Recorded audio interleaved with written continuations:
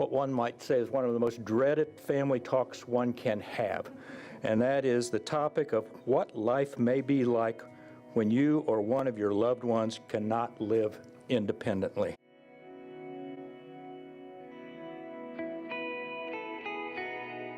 Right, this is not like being struck by lightning. This is something most of us will face. A typical person over the age of 65 is going to need 3 years at least of long-term support and services. Half of them are going to need even higher levels than that.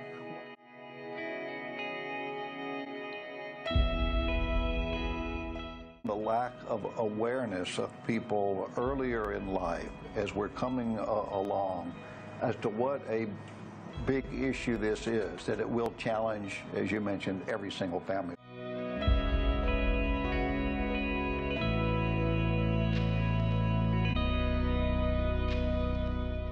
I think we often think of long-term support and services as largely dedicated to people who are later in years, but it's not only older people, it's children with cognitive or physical impairments, working people that have disabilities that can't get to work unless they get some assistance. 3 out of 4 of you and your husband's parents have had some form of dementia, and your caregiving journey has been going on for over 20 years. By the time I was a teenager, my dad was showing the first signs of dementia.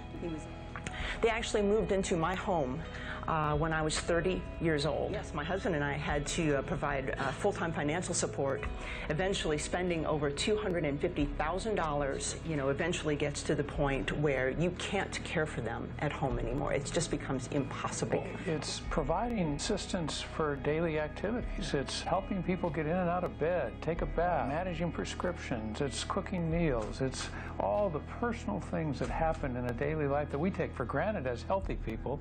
This, for people who don't know, really impacts every corner, nook and cranny of your life.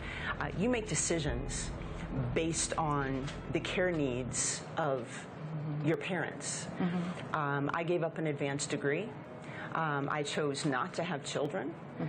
These are big decisions. Because if you just say we're going to have to keep fighting for Medicaid dollars to do more of the same in nursing homes, it's a losing argument. We're beyond that. It isn't spending more, it's figuring out why we waste so much today. There are so many ways with which we can commit our resources a lot more effectively, and we've got to look for that, and we need leadership both in the public and the private sector to do that. That's why BPC's conversation we're having today is so critically important, is to be the foundation for that more holistic way of thinking about not just health care, but health and well-being and a holistic approach to aging.